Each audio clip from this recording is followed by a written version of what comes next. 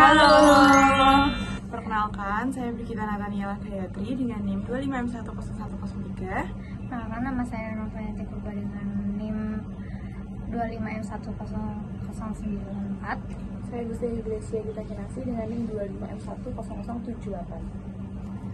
Pernah nggak sih guys kalian mikir negara kita ini punya konstitusi, punya pemilu, tapi kenapa kita masih ngerasa suara kita nggak didengar?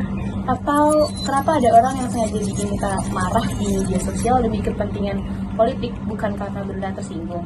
Nah, hari ini kita akan bahas ketiga buku yang menjawab pertanyaan-pertanyaan itu dari Charles Tilly, Pippa Norris, dan Kieran Gurdjieff. Kita mulai dari Charles Tilly.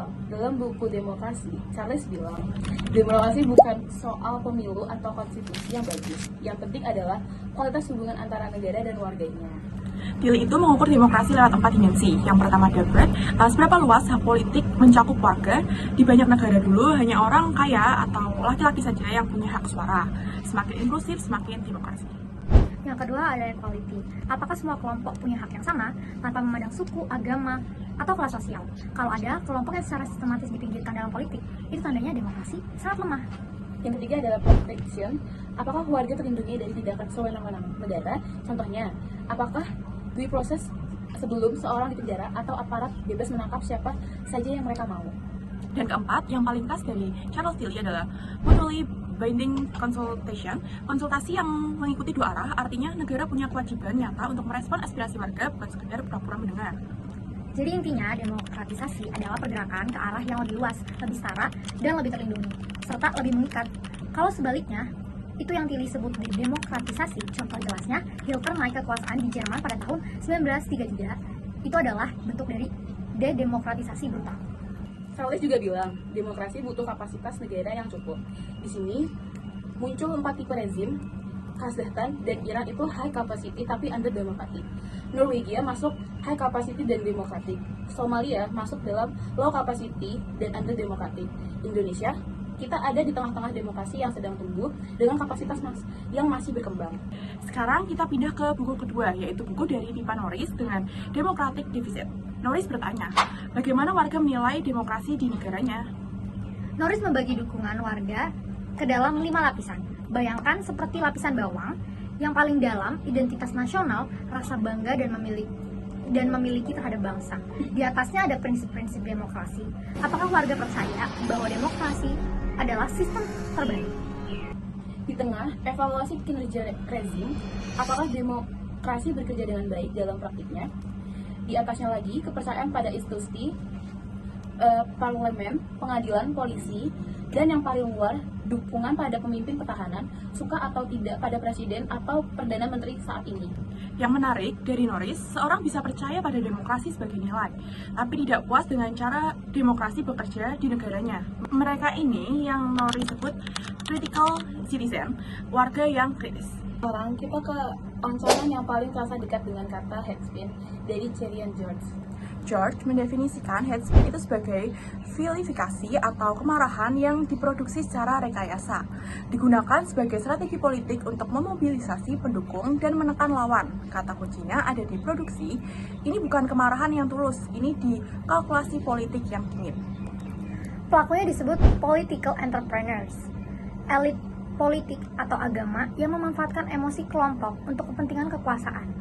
Mereka kelihatannya membela agama atau identitas kelompok, tapi sebetulnya sedang mengejar kursi atau pengaruh. Headspin punya dua sisi. Pertama, option giving, menyerang kelompok lain dengan ujaran kebencian. Kedua, yang lebih licik, option talking, pura-pura tersinggung atas sesuatu lalu memobilisasikan massa dengan narasi kelompok kita sedang diserang. Nah, defisit demokratis adalah kesenjangan antara dua hal itu, antara aspirasi demokrasi yang tinggi dan kepuasan terhadap kinerja yang rendah. Semakin besar gapnya, semakin besar defisitnya. Apa perbedaannya? Norris menyebut 3 hal. Pertama, sisi permintaan, makin tinggi pendidikan warga, makin tinggi standar mereka. Mereka lebih kritis. Kedua, pengaruh media. Berita negatif tentang pemerintahan membentuk persepsi bahwa demokrasi tidak berjalan dengan baik. Ketiga, kinerja nyata pemerintah. Kalau korupsi tinggi, layanan publik buruk, dan ketimpangan melebar, warga punya alasan rasional untuk merasa tidak puas. Dan temuan Norris yang mengejutkan, defisit demokratis terbesar justru ada di negara demokrasi yang maju, karena warganya punya standar yang jauh lebih tinggi. Sedangkan di Indonesia, defisit kita mungkin belum sebesar itu. Tapi seiring meningkatnya pendidikan dan akses informasi, gap itu bisa melebar. Ini sinyal bahwa demokrasi kita harus terus berbenah. Di India, George menganalisis bagaimana PPJ di bawah Modi menggunakan hate speech secara sistematis. Salah satu contohnya mitos love jihad. Itu merupakan narasi bahwa laki-laki muslim secara terorganisir merayu perempuan Hindu untuk mualaf. Ini tidak ada bukti secara ilmiah, tapi narasi ini disebarkan masif menjelang pemilu 2014 untuk menyatukan mayoritas Hindu yang terpecah oleh kasta. Hasilnya, BJP menang besar, 282 dari 543 kursi tanpa butuh koalisi. Headspin bekerja sebagai perekat politik. Di Indonesia, George menyoroti bagaimana organisasi seperti FPI beroperasi. Yang mengejutkan, FPI bukan lahir dari gerakan keagamaan murni.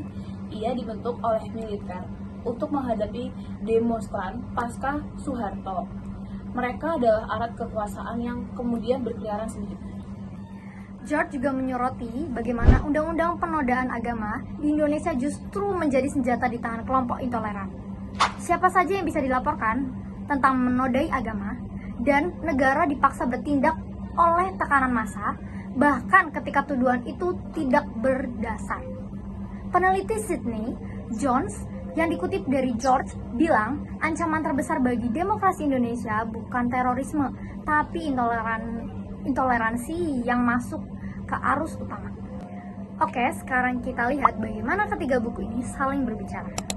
Tilly membangun fondasi.